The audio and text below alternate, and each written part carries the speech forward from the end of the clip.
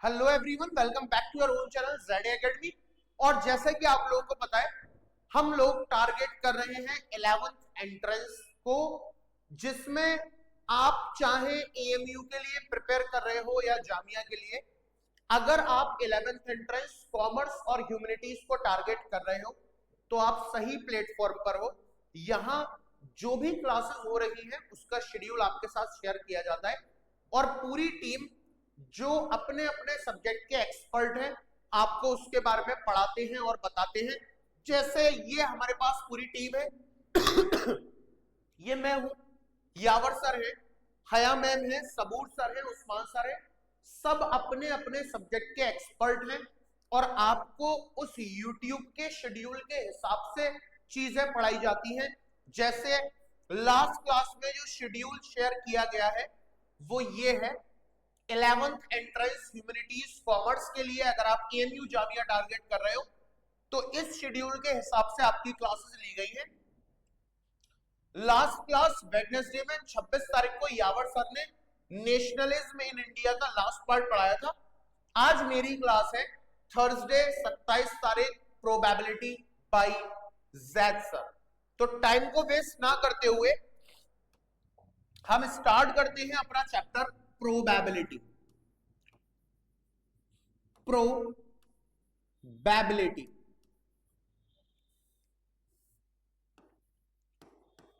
हमारा आज का टॉपिक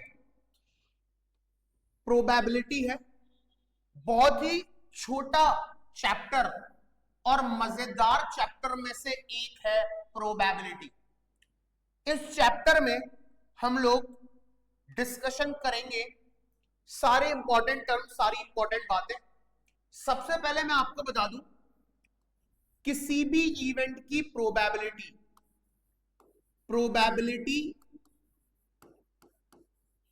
किसी भी इवेंट के होने की probability of the occurrence of the event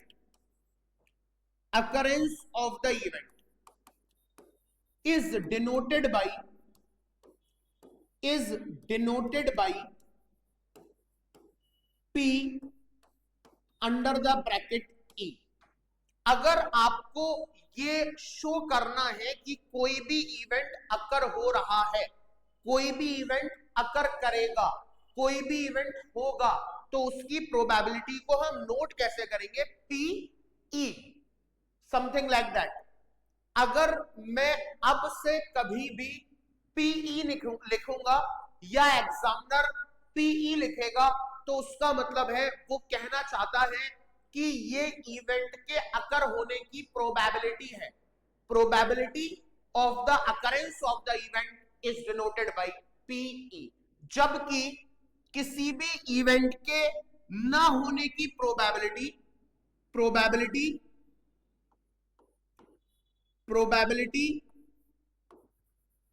of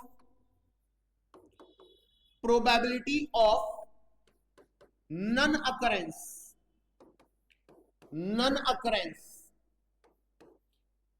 of an event is denoted by P E bar या फिर P E डैश। किसी भी इवेंट के होने की प्रोबेबिलिटी को आप PE से डिनोट करते हो। ऑन द अदर हैंड, किसी भी इवेंट के ना होने की प्रोबेबिलिटी को आप या तो PE डैश से लिखते हो या फिर PE बार से लिखते हो। अगर कहीं पर लिखा हुआ है PE तो उसका मतलब मैं और आप दोनों समझेंगे कि एग्जामिनर कहना चाहता है कि ये इवेंट के होने की प्रोबेबिलिटी है।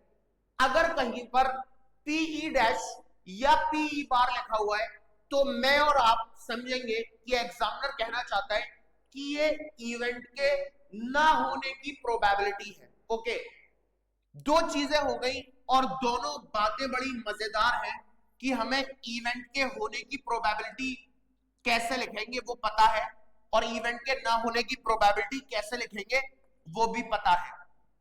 अगली चीज ये है कि किसी भी इवेंट के होने की प्रोबेबिलिटी 0 और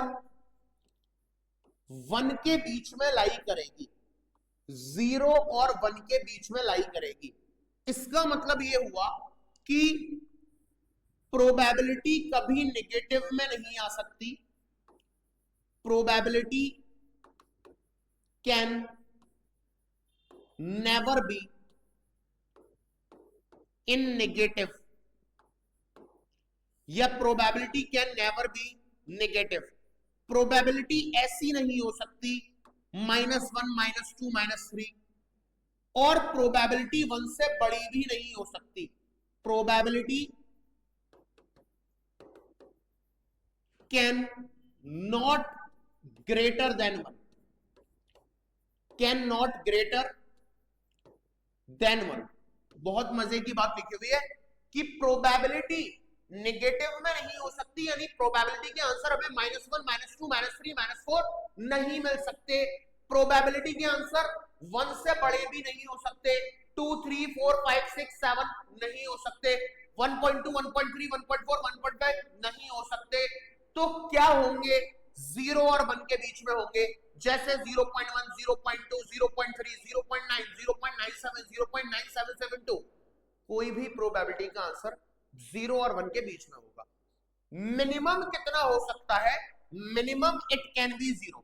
प्रोबेबिलिटी अगर किसी इवेंट की 0 हो जाती है, if probability of an event is 0, इसका मतलब है वो इवेंट एक इम्पॉसिबल इवेंट होगा, वो इवेंट एक इम्पॉसिबल इवेंट होगा, इम्पॉसिबल इवेंट। और अगर किसी इवेंट की प्रोबेबिलिटी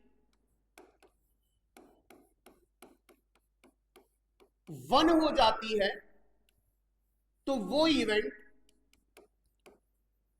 श्योर इवेंट होगा, श्योर इवेंट होगा। ये बात समझनी है ना। मिनिमम प्रोबेबिलिटी क्या हो सकती है? मिनिमम प्रोबेबिलिटी 0, और मैक्सिमम प्रोबेबिलिटी क्या हो सकती है? 1। सोच पा रहे हो कितनी मजेदार बात है कि भाई 0 से छोटे नंबर्स नहीं हो सकते, -1, -2, -3, -4 नहीं हो सकते, 1 से बड़े नंबर भी नहीं हो सकते, 1.2, 1.3, 2, 2.2, 2.3, 5, 7 अप टू 1 नहीं हो सकते। मिनिमम प्रोबेबिलिटी 0 हो सकती है। अगर किसी इवेंट की प्रोबेबिलिटी 0 हो जाती है, तो उस इवेंट को आप इम्पॉसिबल इवेंट बोलोगे, और मैक्सिमम प्रोबेबिलिटी 1 हो सकती है। अगर किसी इवेंट की प्रोबेबिलिटी 1 हो गई, तो तुम उसको श्योर इवेंट बोलोगे।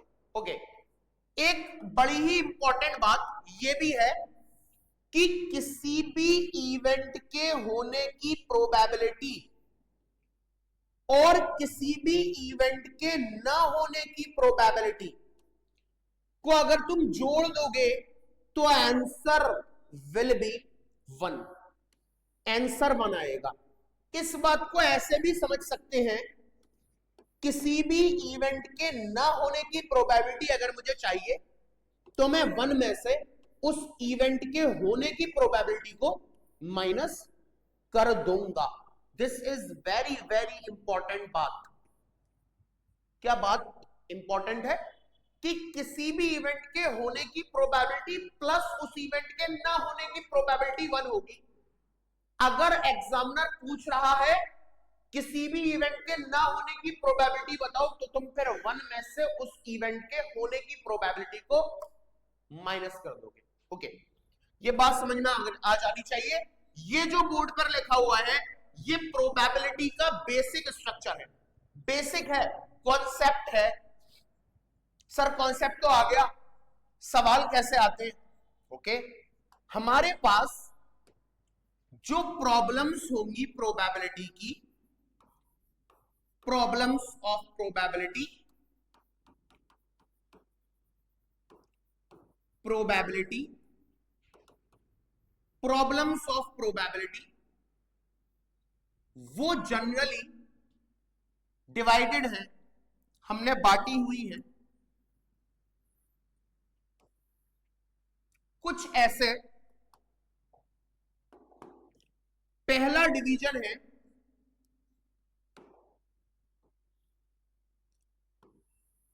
पहला डिवीजन है कॉइन बेस्ड प्रोबेबिलिटी,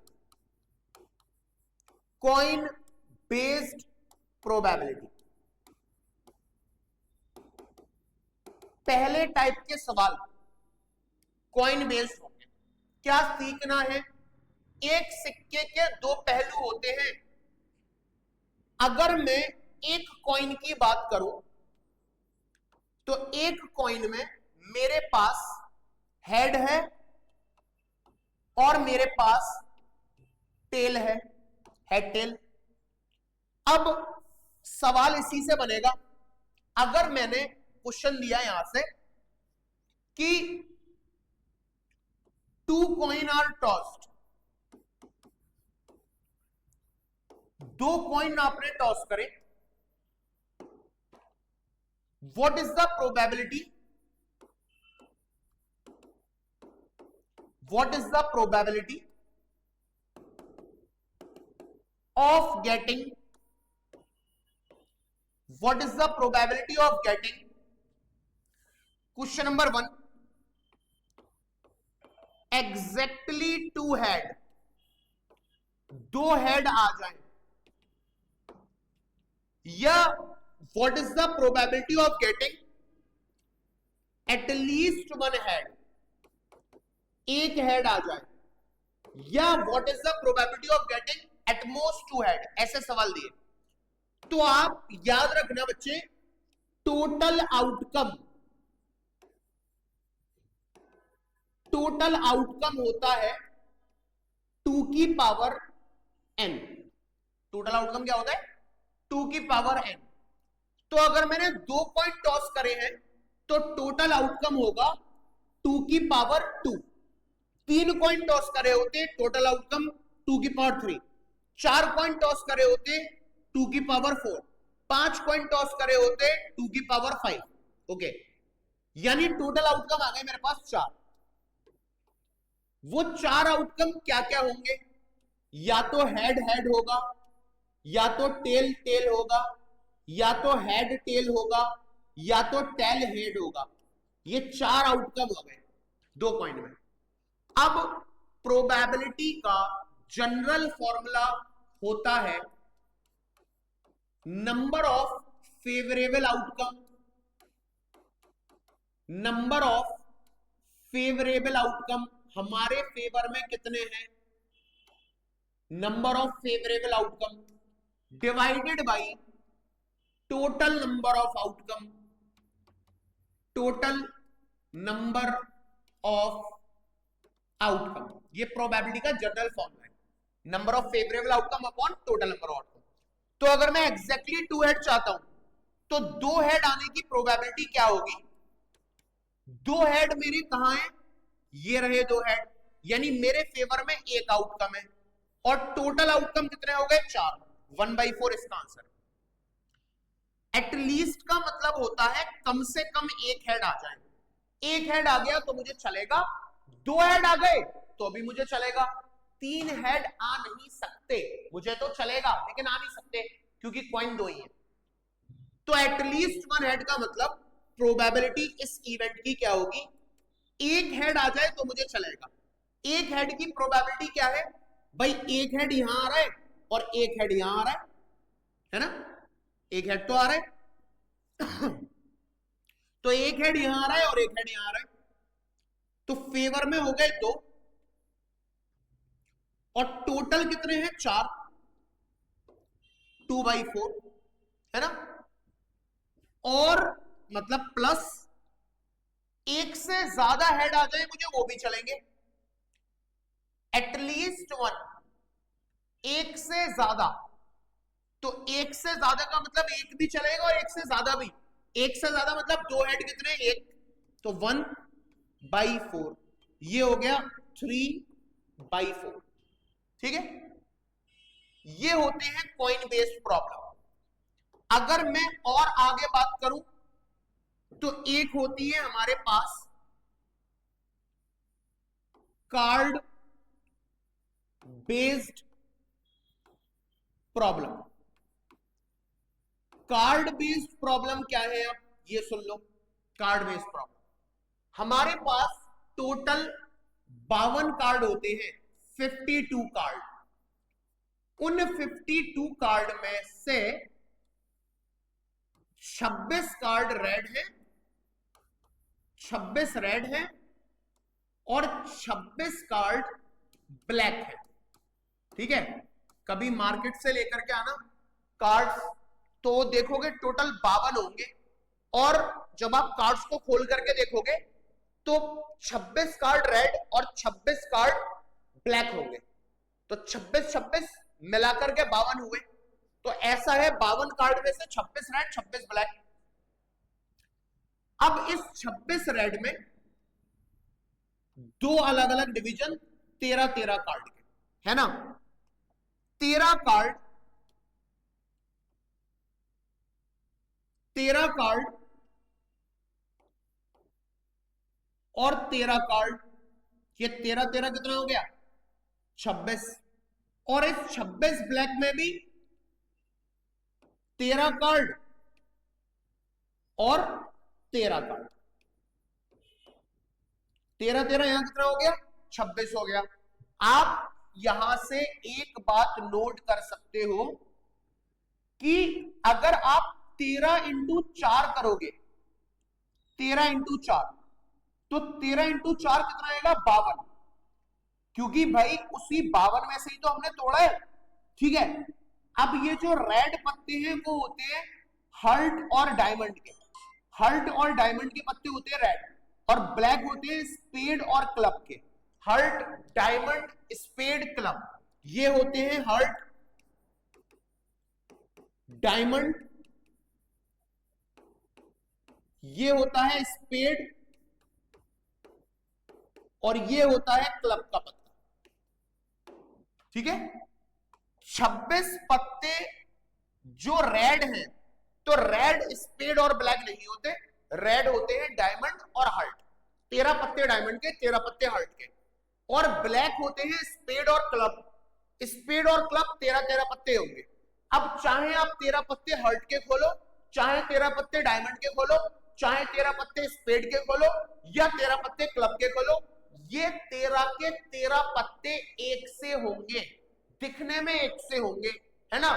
जैसे अगर मैं 13 कार्ड हर्ट के खोल लेता हूं, तो हमारे पास एस होगा, किंग होगा, किंग है तो उसकी रानी भी है, जैक होगा, 10, 9, 8, 7, 6, 5, 4, 3 और 2।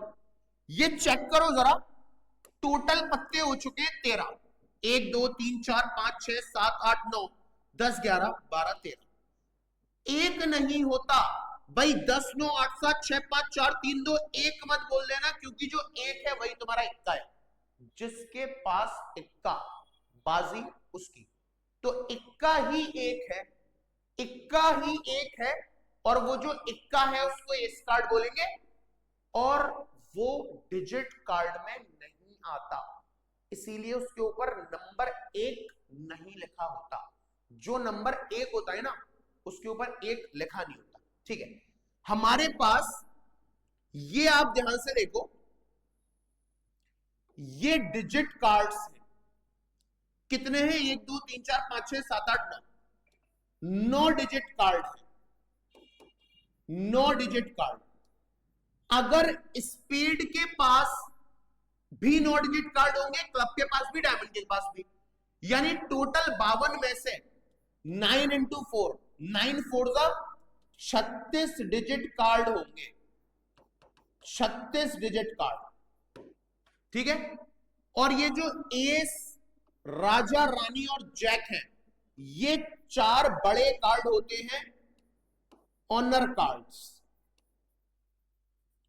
सबके पास कितने होंगे, 4 4 16 ओनर कार्ड्स होते हैं। इन ओनर कार्ड्स में जो शक्ल बनी होती है वो किंग के ऊपर के का पत्ता, क्यू का पत्ता और जे का पत्ता, इसके ऊपर शक्लें होती हैं। इसीलिए सिर्फ इन 3 कार्ड को हम लोग बोलते हैं, सिर्फ इन 3 कार्ड को हम बोलते हैं, इन 3 को के क्यू जे, ये 3 फेस कार्ड है। तो टोटल फेस कार्ड हो गए 3 इंटू 4 12, टोटल फेस कार्ड हो गए 12। अगर कार्ड बेस्ड से सवाल आता है तो आपको यह सिलसिला याद होना चाहिए। जैसे मैं एक क्वेश्चन देता हूं जो कार्ड बेस्ड का है।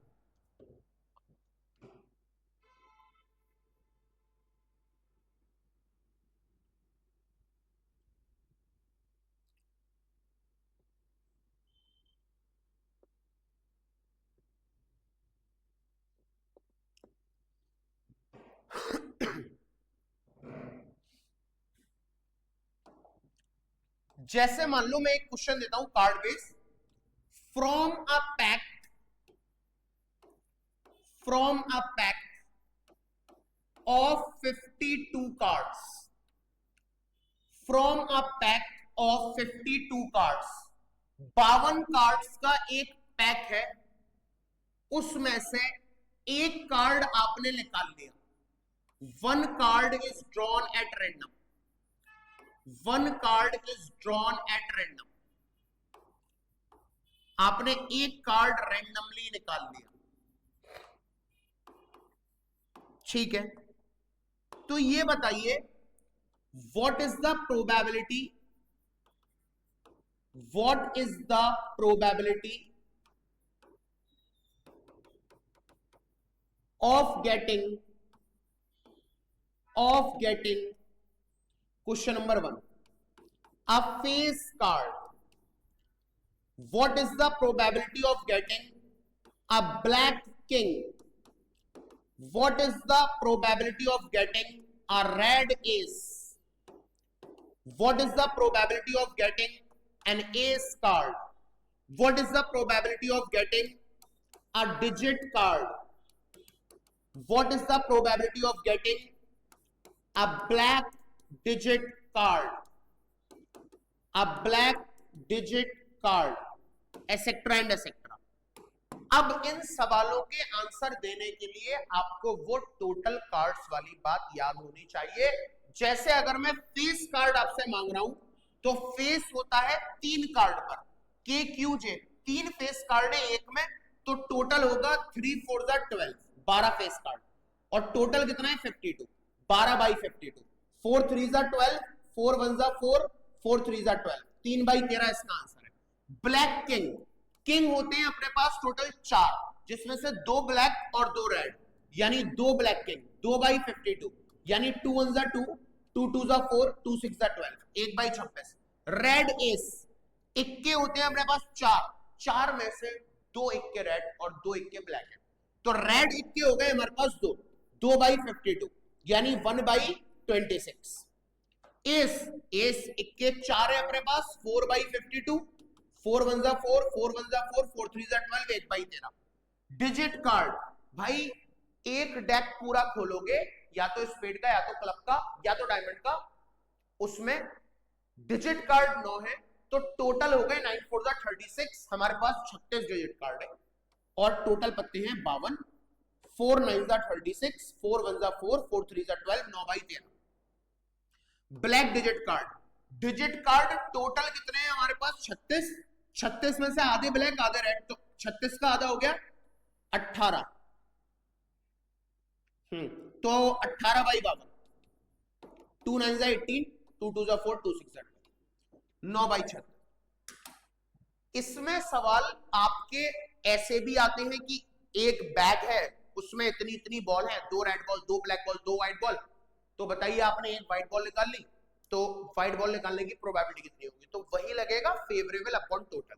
छोटा चैप्टर था, आसान चैप्टर था, बेसिक क्लियर होने चाहिए, तो ये भी क्लियर होगा। इसी के साथ प्रोबेबिलिटी चैप्टर में खत्म करता हूं। Thank you very much. हम लोगों का ऑफलाइन क्लासेस का बैच स्टार्ट हो रहा है कमिंग मंडे से।